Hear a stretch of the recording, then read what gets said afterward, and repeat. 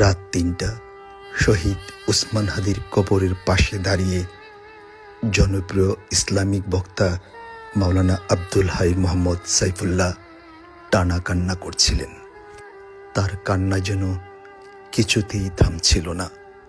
আপনারা যারা এই ভিডিও দেখছেন, দয়া করে এই ভিডিওটি শেয়ার করে দেবেন। ইসলামিক এই বক্তার কান্না দেখে দায়িত্বপ্রাপ্ত নিরাপত্তা কর্মী স্টাফরাও কান্না করছিলেন। তিনির সঙ্গে পাশে থাকা সাধারণ মানুষও তিনির সঙ্গে দুহাত তুললেন রবের দরবারে। শহীদ উসমান হাদির সমাধির পাশে এরকম দৃশ্য সকাল বিকাল মধ্যরাত ভোররাত পর্যন্ত চোখে পড়ছে।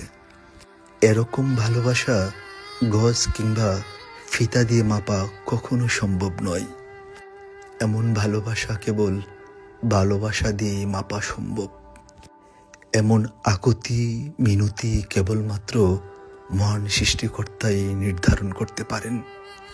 একজন মানুষ আরেকজন মানুষের জন্য দুহাত তুলে মোনাজাত করে কান্না করে